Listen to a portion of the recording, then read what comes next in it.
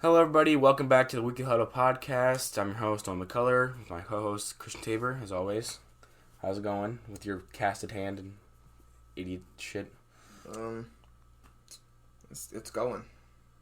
He dislocated his thumb, what was it, 4 years ago? Yeah, give or take. And just didn't do anything about it. And now... It was like, because I just bent my thumb like backward like that, so it's like, I thought it was just like, you twist your ankle, like you just walk it off and call it a day. Yeah, because a dislocated thumb is the equivalent to a twisted ankle. Well, that's what it felt like. Have you ever twisted your thumb before? No. Well, then I only know what it feels like. I mean, like, I know what a twisted ankle feels like, and it was just kind of like, oh, I fucked it up, now just move on. That's fair. That's what I thought this was like. That's like, fair. Oh, well. I mean, I low-key fractured both my hands and didn't do anything about it. Shut Mine up. at least healed. Yours, you did you not feel anything for the past 4 years? And they were like, Well, it would just be really easy to, like, re-injure. if I hurt my hand and then 2 years down the road it still hurt, I'd be like, there's something not right here. Like maybe the first year, maybe just a longer healing process. About the first year, it would just pop out of place. Like I could go like this and pop it out of place. That's disgusting. It was cool. I had fun. And then it stopped doing that, and I was sad. But enough about your grotesque body damage that's probably going to require surgery. We're here to talk about football because we haven't been able to sit down and do a recording for a while. Because we totally didn't try to record something and totally mess up technology-wise. Never could be us, ever. But since that didn't happen, we missed out on talking about a bunch of crazy fucking NFL sports news that's happened. Way back since, like the biggest thing would probably be the Redskins name change. We haven't even done anything about that since then. So I think we should start there. Because, I mean, like, that's a whole team is like changing their... There's one NFL team is going to be different from the last season to this season. I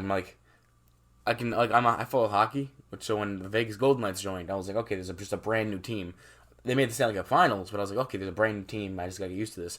And then 2 years ago, they were like, oh, there's going to be a Seattle team. And then, yeah, Vegas got their team in 8 months, and then Seattle has been 2 years and nothing. They don't even have a name. But speaking of names, so the Washington, should we even say their name?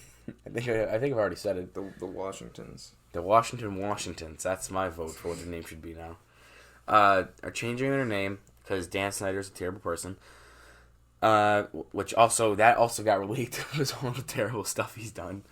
I know I heard about a bunch of stuff he did beforehand because of I can't remember. There was a bunch of stuff, like, I know Urinating Tree made a video about him, like, 3 years ago, talking about, like, the cheerleader thing, where, like, they were basically, like, escorts for, like, high-ranking officials, and, like, this old woman who was a season ticket holder got her prices jacked up by, like, 100 or something, after she had been a season ticket holder for 20 years, and she, like, complained about it, and then he just banned her from coming or something like that. I don't want to misquote it, because I don't want to be accused of slander. If I know Dan Snyder's not going to hear our little 10-viewer podcast, but I mean, you know, you got to cover your bases here. You never know. Might be out for blood. It's fair. He might just try to stab anyone who talks about him at this point. Well, I didn't mean it literally, but... Oh, well, I mean, you said blood. And I kind of took it literally. Alright. But, yeah, I mean, I was always down for a name change because, like, there was always those people at the beginning of the seasons protesting the name because they didn't like it. I mean, the Cleveland Indians are looking to change their name too because there's always protests for them. But I think the whole Black Lives Matter thing really got to them. And then, the Black Lives Matter thing got to Nike, and then Nike got to Dan Snyder's wallet, and he was like, okay, we're changing it. Money talks. So I personally like the Red Tails, but I've been looking at, like, the super crazy names that people keep coming up with them. And I'm like, I low-key want to see, like, the most insane football team name just for shits and giggles. I mean, I like Warriors. I like Red Tails. Red Tails is growing on me more and more. I mean, if you want to do a complete 180 on your racial, social climate, going from a racial slur against Native Americans to honoring the first all-black, I think it's Air Force unit, the Tuskegee Airmen, Red Tails, or whatever. I feel like that's a good way to go about it, and everyone else is supporting it. But knowing Dan Snyder, it's probably not going to be that. Like, everyone wants it to be that, and it sounds perfect, but it's probably not going to be that. It's probably going to be the Warriors, which I mean, being from Cheektowaga, so we're Warriors, which are also maroon and gold colors. It'd be kind of cool. But I mean, we already have Florida State. We're the same colors and logos and everything. So I mean, do we really need to say another one? Yeah, I don't know. But also, Washington sucks. I don't want a sucky team to represent my school. This could be the turnaround. They could be good now. I like Ron Rivera, but I don't trust him that much. Have you seen that offensive line? Have you seen everyone outside of Terry McLaurin on that offense? But maroon and gold. You have a point. Okay. So off of Washington the team, not to Washington the owner. So there was the valet thing for escorts from the cheerleaders and posing nude, and then giving the nude photos to season ticket suite owners or something like that. Then there was, I can't remember what the other accusations were. I know I saw they kept posting around that he was it was a crap ton of just horrible things. Just know he's a bad person. I mean, I kind of knew that beforehand. It's the moral of the story. Moral of the story is Dan Snyder is a terrible person, and you should not defend him because, like all the people went undefended his right to not change the name because it's his team. He shouldn't have to change it. It's like, okay, sure, it's his money. He doesn't have to. I mean, until Nike pulled the plug on Washington itself. But I mean, I wasn't on his side just because he was a terrible person, and I knew that beforehand from all the stuff I had heard about him. And now that everyone else knows what everything's bad about him, I don't think they can really support that. They lawyered up. They literally, as soon as the day that came out, they lawyered up and won't talk to anyone. So that's not what a not guilty person does. Just saying, yeah. Maybe make a statement first before lawyering up, just to make it maybe look a little better. Go to Gruden level before you go to. Yeah, threaten to fight the people who are on your team, then lawyer up. Yeah, let me refine this. It was DJ. Remind me how to say this. Swearinger. DJ Swearinger. Yeah, and then I have the texts, and then Jay Gruden texted him and said, "Wanna play? Let's effing play," and then a whole bunch of dots. And then he said, "Who this?" And then Jay didn't even know his own coach's phone number. Didn't know who it was.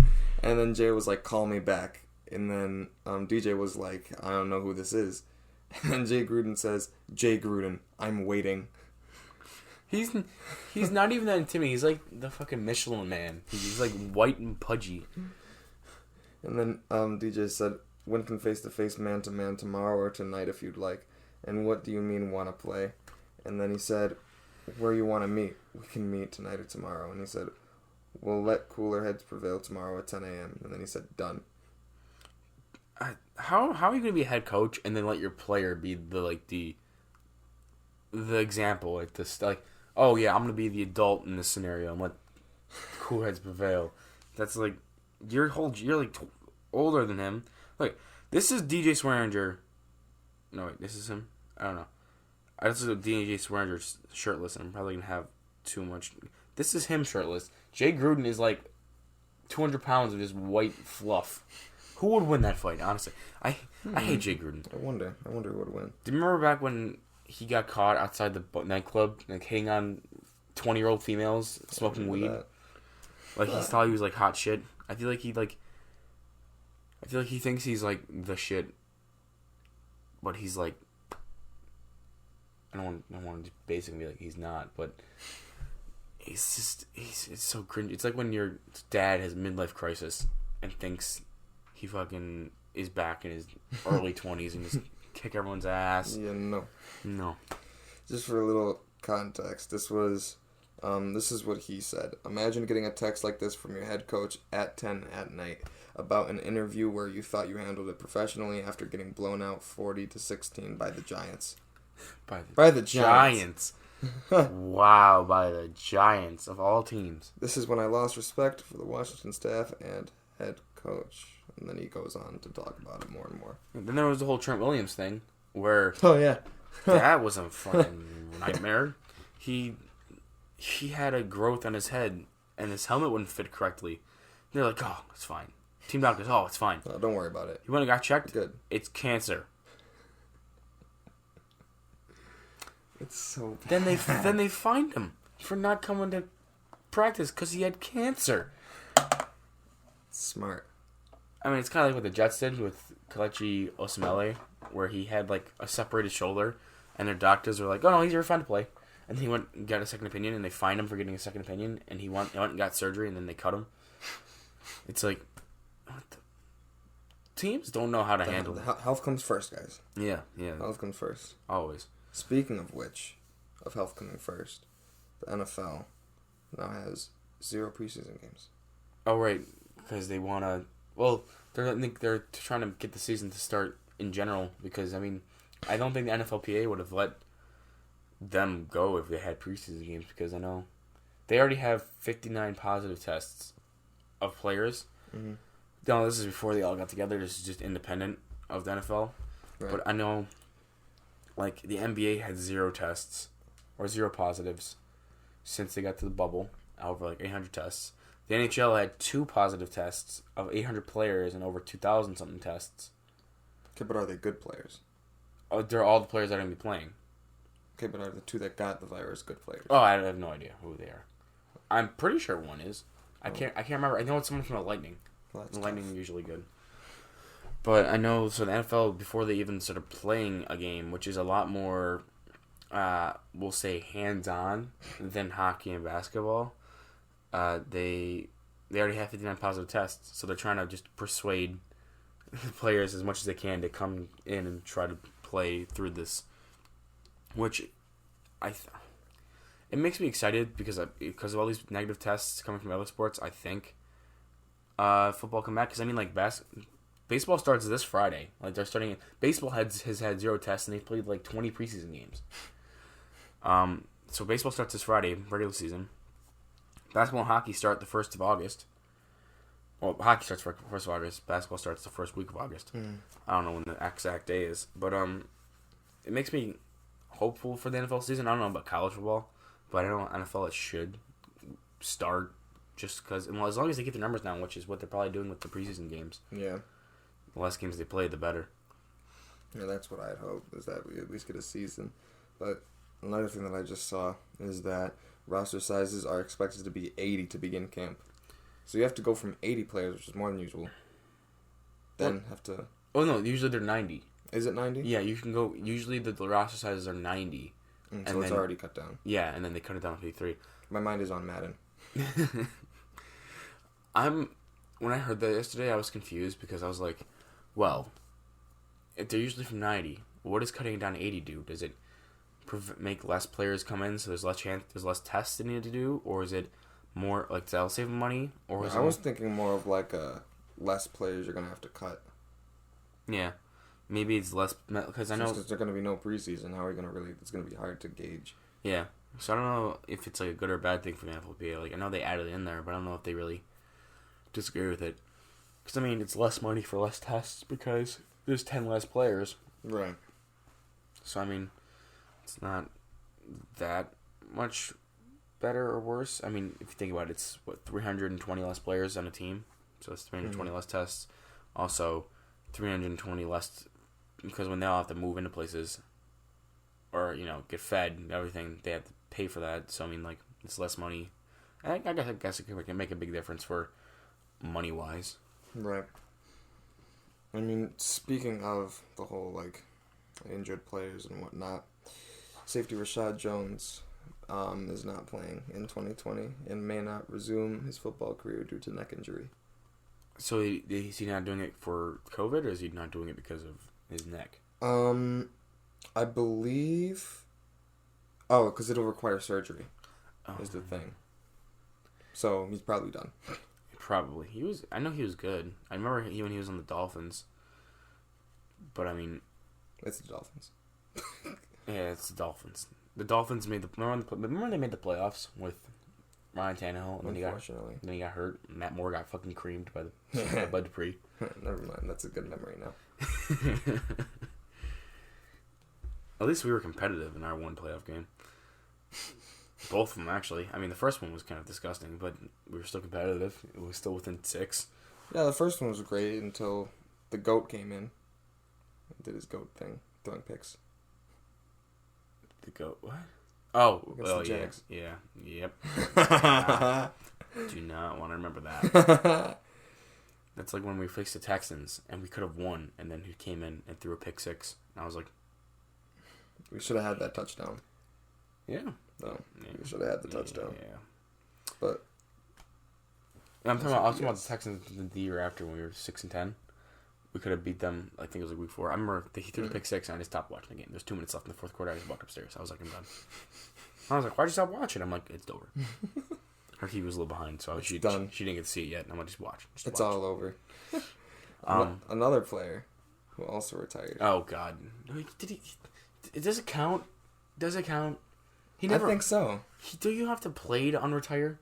You can't just say I'm retired, then I unretire, and then when no one signs you, you're like, oh, I'm retired again. He might have got signed though. I'm sure he got an offer. Maybe. I'm sure there was an offer that he was probably like, what's his name, Clowney, and he was like, this is too low. I want more. No, maybe. I don't know. But I'm assuming you're talking about Mr. Big Chest. Yep, Antonio Brown, the man, the myth, the legend, Bill's catfish. God, we dodged a fucking bullet. If we would have given a first round pick for him and he would have pulled the fucking shit he pulled, Jesus, I would have had to kill someone.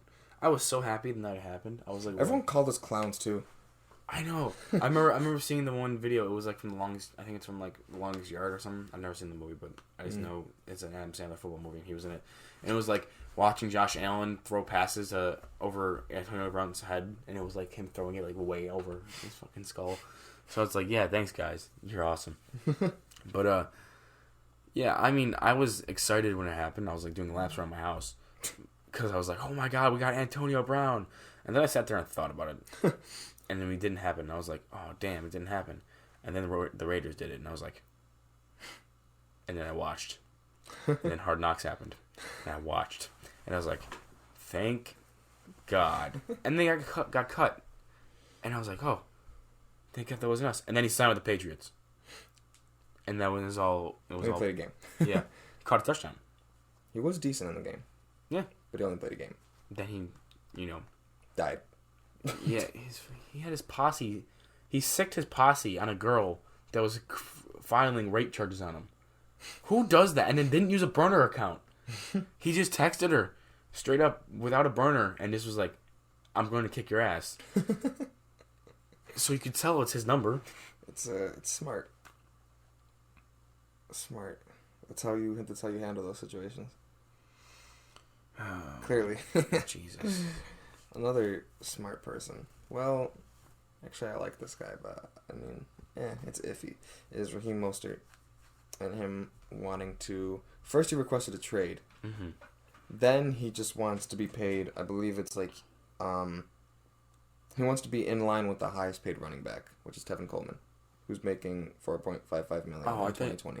When you said Tevin Coleman, I thought like highest paid running back in the whole league. And I was like, Tevin Coleman is not the highest paid running back. He deserves to be the highest paid running back in the league. Clearly. I mean, give him a good old line. Yeah. I don't understand why he requested trade in the first place. You just won. You were just in the Super Bowl. Yeah. Because of you. You had like 200 rushing yards in the NFC Championship game. Jimmy Garoppolo threw 8 passes. You won. They were the Titans. Yeah. You were Derrick Henry, and now you want to get a trade. Yeah, I didn't get that whole thing. But, I mean, get your money. I guess. Why did they trade Matt Breida? Did they have to pay him too? Oh, and it was only for like a 4th round pick to the Dolphins. I don't remember. Because they had Breida, they had Coleman, they had Jarrett McKinnon, Right. and they had Raheem. Oh, maybe because they had too many running backs. But why wouldn't you trade like Tevin Coleman or Jarrett McKinnon, who hasn't played a goddamn snap for you because he tore his ACL 2 years in a row? Because Breida might have been more expendable. He might have been a little bit better, but they might have been able to get more out of him than, say, Tevin Coleman. That's fair. That is very fair. I forgot that value exists. You can't just trade someone that you want. I forgot that value exists. Do you ever watch That Franchise Guy on YouTube? That franchise guy. Yeah. I think I've seen a couple videos. Remember he does the thing I was trying to do with the PFF where he goes in and watches the games and like records everything that happens. So, and I like watching him. I like some of his opinions, but he's kind of super full of himself. Like he thinks he's always right about everything. But he does his power rankings. But what he does is he does an in-depth team breakdown for each.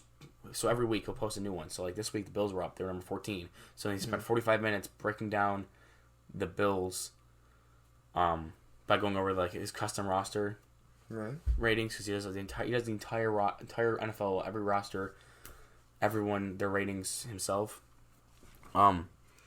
So he goes through and does like an in-depth deep dive by position groups and does his own grades and stuff.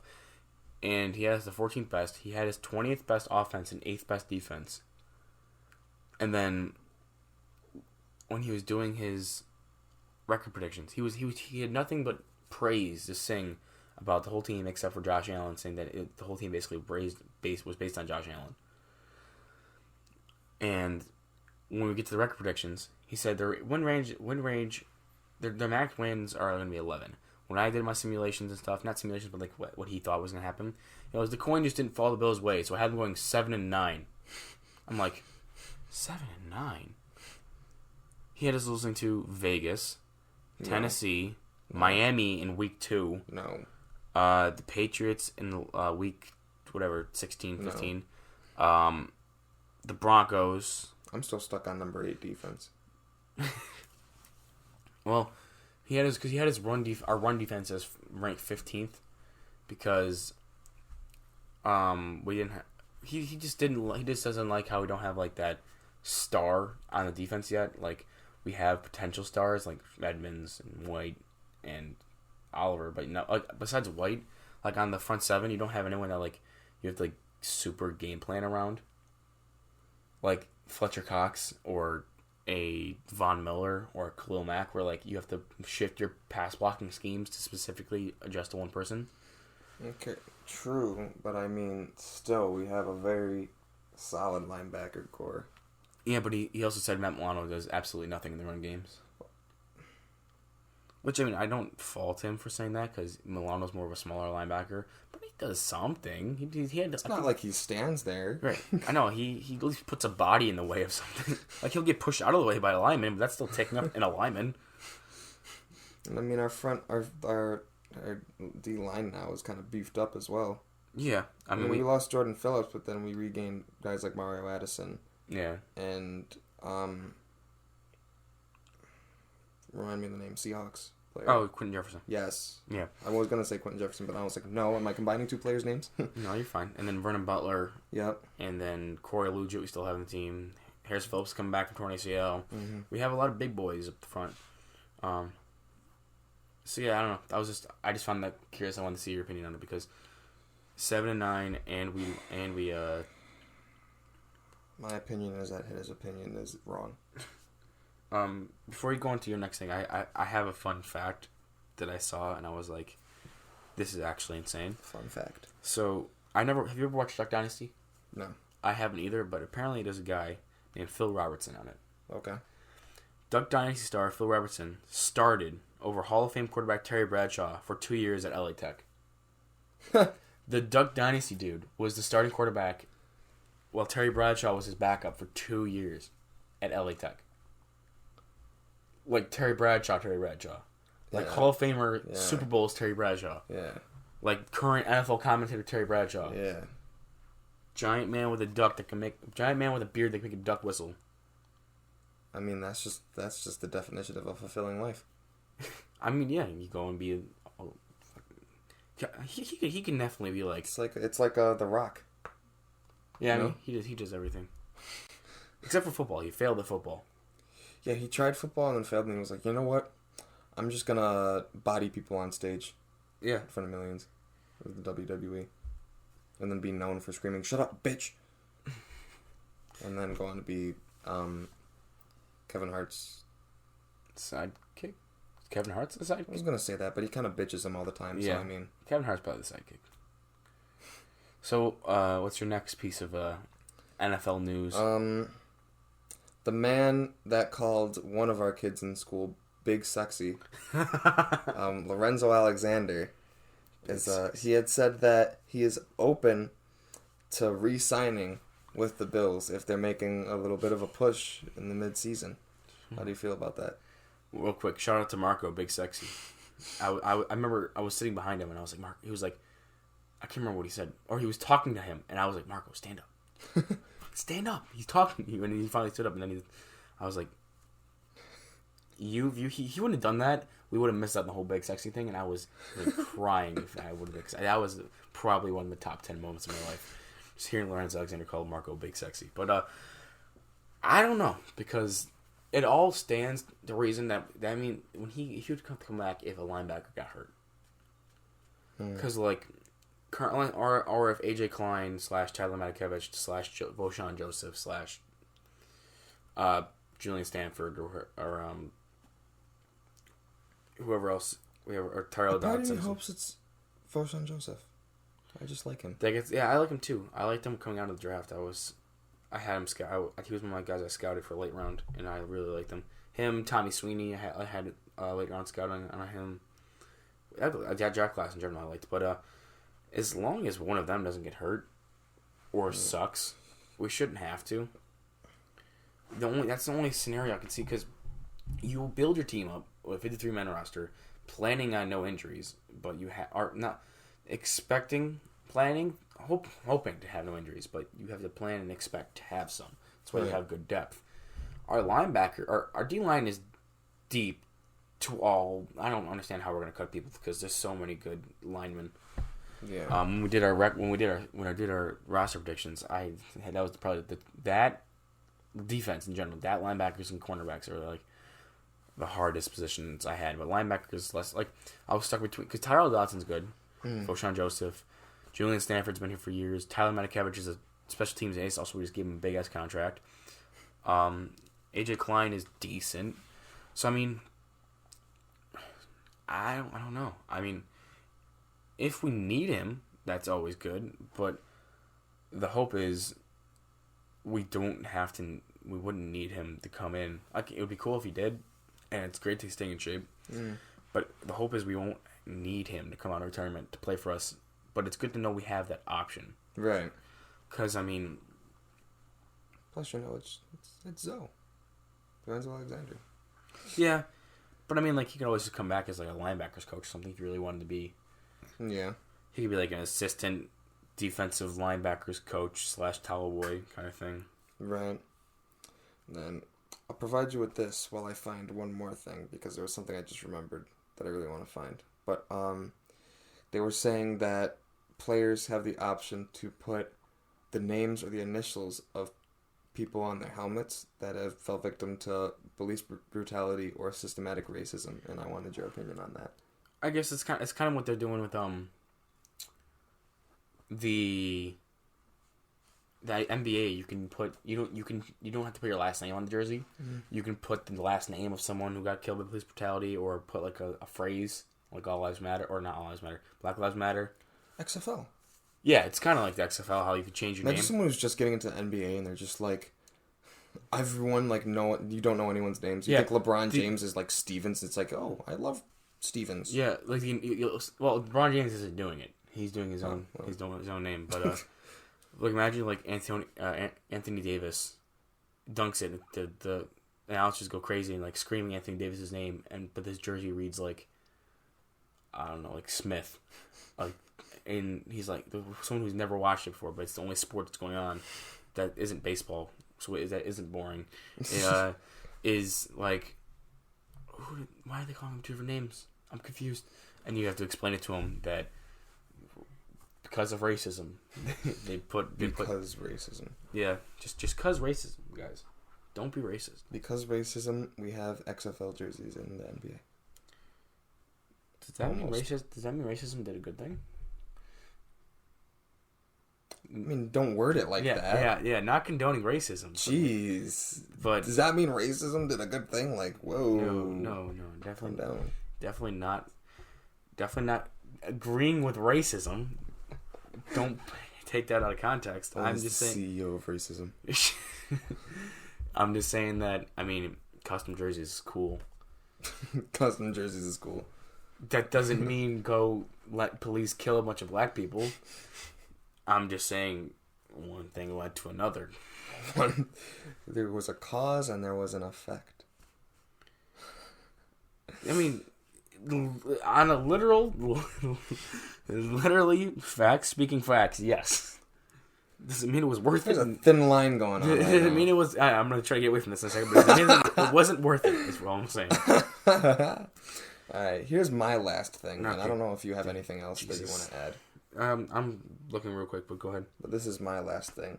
The Buffalo Fanatics posted something that said all the players, well, not all of them because there's still some missing, but a majority of the players that are on their contract year. Now, I'm going to list some of these off.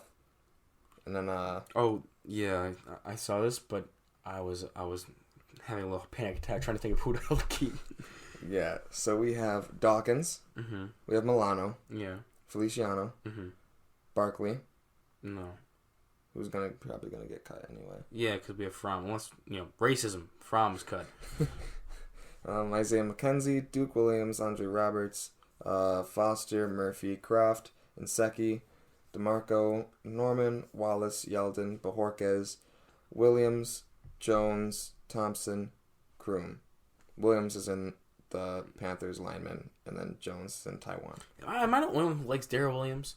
I mean, they brought him back. He hurt his knee. He was an all-pro tackle when he was. I'm 50-50 with him. He's 28 right now, and when he was 24 or 25, he was an all-pro tackle.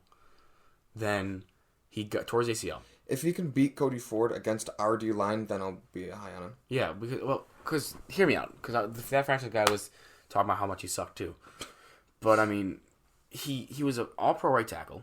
Right. Then he tore his ACL. Right. Then no one wanted to bring him back. No one wanted to sign him. So the Panthers brought him back on a prove-it deal. His knee, I'm still not positive. I'm not convinced his knee was fully healed at that point. So he came back and played on a bum knee at tackle. Then they were like, "We'll put you. I know you're good at right. We know you're better at your right side. But let's go put you at left tackle. Oh, you suck on your left side, which you probably should have known. Let's put you at left guard. Oh, you suck at your left side still. Let's put you at center. Oh, you don't know how to play center. Why?" He played the least amount of snaps at right. I think he played 5 snaps at right tackle this season. Why? Because Panthers. So yeah, I'm just hoping because if Darrell Williams can go back to form and win the right tackle job, and then Cody Ford faces Feliciano out for the right guard spot. Because I mean, if you think of your right guard, if you have Spencer Long, Feliciano, and Cody Ford, that's a right tackle / right guard, a center / right guard, and a center / right guard. You have so much flexibility in one position, and they can all come in and start. Right. It would just be. I mean, that's what I'm hoping for. In that list you told me, I'd probably Niseki. I'd probably let go after this year because he's super old. He's gonna be 34, 35. And out of that list that you said, I'd still cut Long. Yeah, well, I mean, the two of them. If we could end up paying Feliciano, then you could keep Long and cut Boehm and just put Long as your backup center. Right, but money. Yeah, you're right. But I mean, we'll see. Let's see. I mean, some of these guys are on prove-it deals or just are on the last deals on their last limb because they might get cut. Guys like Duke Williams who might get cut, Foster who might get cut, Roberts who I think has still a good chance to get cut. I'm not very high on him because, I mean, he just returns, but that's just me. There's guys like Norman who's on a prove-it deal. I think Wallace should be someone that we bring back. I think that DeMarco we can let go. I think Croft we can probably let go. I think Murphy we let go this season. Yeah. I mean, there's a lot of decisions that I'm glad I'm not getting paid to make because they're tough. I think Mackenzie we should pay because he's a good gadget, but not pay too much. I Yeah. think Dawkins we have to pay. I think because the big three that we have to worry about, at least in the next 2 years, ignoring the looming Josh Allen, is Dawkins, White. Milano, and Trey White. Yeah. Out of those three, let Milano walk. Keep Dawkins, keep White. That's is my opinion. You'd have to sign. I mean, yeah, they're two arguably more important positions. Then so I'd say right now, currently, Milano's your best linebacker. Like Tremaine Edmonds is good, but Milano is your overall best linebacker in my opinion. So you'd let your best linebacker walk to sign a tackle and corner, which is that you do that. But you'd have to have. I wouldn't want him. I would franchise tag him, and then if we don't have a viable replacement before then, I would want to franchise tag him. And then just to give us time to find someone to replace him because he's. I mean, you're not gonna find someone. You're not unless you can sign a big time free agent. It's not really like you're not gonna find someone that can fill in what he did, and you're just gonna lose a lot of value with that. Right, but then if you sign a big time free agent, are you? Yeah, I mean, you using could that just same money. You could have just re-signed Milano with that money. So Right. you would have to try. You would have to draft someone. Yeah, it would have to be through the draft. It would have to be like a high draft pick to compensate for the loss. Which I'm not necessarily opposed on. Yeah, that's what I thought we were gonna know this year, but I mean we got Diggs, so I mean We got Diggs. I'm out of stuff to talk about right now, but that was quite a lot. The info was crazy. I'm still looking at this list of people we need to cut. Like Yeldon, Bajorquez, Jones, just a decent amount of running backs. Yeah. And Kroom. How high are you on Kroom? Not high at all. I think I'd rather have Lee Smith than Jason Kroom. Are you serious? Yeah. Jason Kroom is just a bulky wide receiver. True. I'm just not high on Lee Smith at all. I hate I wasn't here to see his glory days with the Bills, and so I don't have any nostalgia with him. I'm not attached to him at all. the few games I would watch when he was still on the team, and he was the same things. He just less penalties. Less penalties. That's basically what his prime was like. It's Lee Smith now, but less penalties and less touchdown catches. He had like 0 the one year. He had 1 this year. What a big improvement. I know. I think that's gonna be it for this episode then, because I don't have anything else to talk about as of right now. Watch, we're gonna finish recording this, and then 5 minutes Odell later. Beckham's gonna get traded or something, and we're just gonna be like, great. Nice. Oh, Dak Prescott. We didn't talk about his franchise tag. Oh. He signed the franchise Oh, yeah. tag. They didn't get a deal done. They were like, "Oh, there's a deal done. There's a deal in the works. $40 million." That the brother was like, "I'm not going to be a Cowboys fan if they don't sign him to this deal or whatever." Oh, no, And then we're it just losing a didn't. fan. It just didn't happen. He's going to be on the franchise tag. Same with AJ Green. Mm-hmm. I saw that too. So I mean, do you think Dak's going to be there next year? Because I mean, they can franchise him again, but I mean, I don't think they should. If they start out the season like 2-4, you might as well go to Dalton at that point. You're saving money.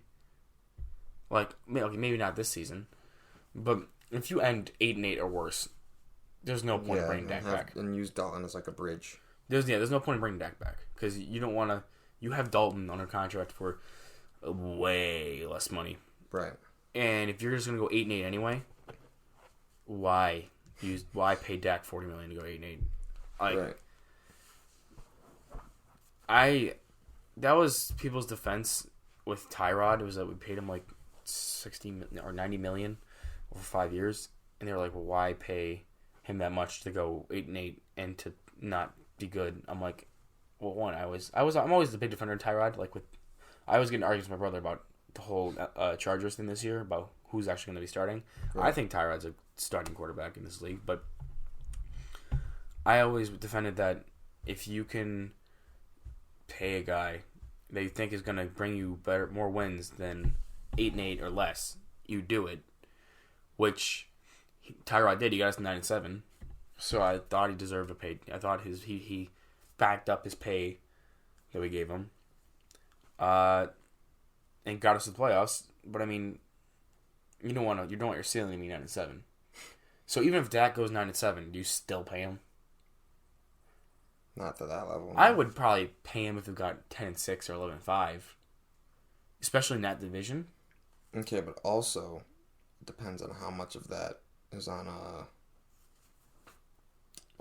their big boy running back, as opposed to on him. That's fair. Because if it's more so on the running back bailing them out rather than Dak bailing them out, So you're saying that's a problem. if it's 11-5 with Zeke having 1,600 rushing yards and Dak, If it's 11-5 and they're playing like the Titans, yeah, I mean Ryan Tannehill was cashed in on playing like the Titans. He's not even half as good as Dak. okay, but they also just said, you know what, money, here you go, Yeah, all my money. and they just paid Derrick Henry too. They're not gonna be able to pay anybody. Yeah, let's hope the Bills don't do that. No, don't do that, Bills, please. Yeah, but if you think about it, the Cowboys, Giants, 2 free wins. Redskins, 2 free wins. That's 4 wins right there. You could probably split the Eagles as 5. Right. If you can't win, of the next 10 games, if you can't win 3 of them that aren't division games, if you can't win 4 of them, I'm not signing you for $40 million a year. No matter how many yards you throw. Jameis Winston threw 5,000 yards and 30 touchdowns. You know, I'm not going to pay him $40 million. Right. So, I mean, I don't understand why he's asking for top-end money when he's not. Like, he threw yards. He threw touchdowns. He had a great supporting cast. He had a great offensive line. If you put almost anybody behind the offensive line he started with the weapons he had, I doubt, like, maybe not Peterman, but, like, any quarterback could do decent behind that kind of stuff. As long as you're, like, a backup-level quarterback, you could have thrived in that Dallas system, Right. in my opinion. So I don't see why. I mean, 5,000 yards is hard. He had 4,000 last year. 4,000 yards is hard to reach. Allen didn't get it. He was like 700 yards short. But I mean, I don't think that justifies paying him like a top 5 quarterback when he's not. Yeah, I agree. Just my opinion. But, now I think we're done. I have one more thing. Oh, he's got one more thing. And that's because you reminded me after saying the AJ Green franchise tag. I wanted to get your quick opinion about their wide receiver core. Because their top 4 is AJ Green, Tyler Boyd, T. Higgins, and John Ross. That's a little scary. Because, I mean, Joe Burrow had like 3 really good wide receivers in LSU with Justin Jefferson, Jamar Chase, and I can't remember the third guy's name. But if their head coach, I'm not sold on. Right. So if he could bring that together and get the most out of all of them, if they run a lot of 4 wide, I'd be a little scared, yeah. But it all depends on their offensive line. I mean, their defense doesn't like scare me all that much. No. They still have Atkins, but I mean, the only problem with that, like the offensive, that wide receiver core, amazing. yes. But you have to have a good enough offensive line to run 4 or 5 wide and to block for him Right. long enough for them to get open. Right. Because if he has 2 seconds to just process where he's throwing the ball, you might as well give him 0 and just chuck it up to AJ Green and a fade every time then, because he's not going to be able to understand where the hell he's going unless if you try to throw deep routes like that you want to do, because T. Higgins and John Ross are just straight up deep threats. You're gonna need offensive line to block for him. Right. Because they have Jonah Williams, left tackle. They have Michael Jordan. He stopped playing basketball and he went to the NFL to play left guard. Yeah. Trey Hopkins at center. Xavier, I'm not even going to try and say that. Oh, wait, I think Sufilo. Oh, Suafilo. He was the backup guard. Do you remember when Cowboys, we faced them on Thanksgiving and Connor Williams got hurt, and then the backup guard came in and Ed Oliver was just throwing him around? That's him. That's that guard. Oh, that's bad. And then Bobby Hart. Oh God, Bobby Hart. So I mean, You got like 2 good offensive linemen. Michael Jordan and Jonah Williams are pretty good. Your left side is good. Yeah, your right side is going to die. So roll out to the left every time. He's a right-handed thrower. It's fine. Is it? Sure. It should be fine. I mean, they also have a good running back core still of Joe Mixon and Giovanni Bernard. Yeah, but I mean... You can only hope. Yeah. Okay, that's not... I'm no longer excited for the Bengals. I was really excited for them, but their offensive line... You play through the line. I mean, unless one of these like backups steps up, which I kind of hope. I want to see the Bengals go out still and have Billy just Price. fire on all cylinders. Billy Price was a first-round pick. He could eventually fulfill his potential. If he starts playing at one of the guard positions. Yeah. He's not going to beat out Trey Hopkins for center. Probably not. Oh, you have 3 good offensive linemen. Good job, Cincinnati. You're almost there. You're above 50%. You're above halfway there. You have decently high highs and extremely low lows on your O line. You know, bringing up to how good their wide receivers are. Why did they draft T. Higgins when they could have drafted an offensive lineman at the beginning of the second round? They had at that point, all the top tier tackles were gone. But you could have drafted a decent offensive lineman. I'd assume it's one of those too good to pass up. Maybe. T. Higgins was falling a little bit, and they were like, "This is too good to pass up. We're taking him." Or they're planning on life without AJ Green. Good. They might not re-sign him after the franchise tag. That's fair. Yeah, or they might trade him. Then watch, they're going to draft 2 more wide receivers in the next draft, and everyone's just like, "What are you doing?" Yeah, they're going to get a top 5 pick and draft Jamar Chase. It's why? And then franchise tag AJ Green again. It's what are you doing? There's no O-linemen. All their good O-linemen, they're just dead. They're gone. They're gone. Then they just have a sack of potatoes as their O-line. They trade Jonah Williams for the second best wide receiver on the Vikings. Whoever it is now. Whoever that is now. Diggs is gone. They have Thielen, and then they have Chad Beebe's son, who's a slot receiver. At least they have Thielen. Yeah. Okay, now we're done. Now we're done. This is running a little long.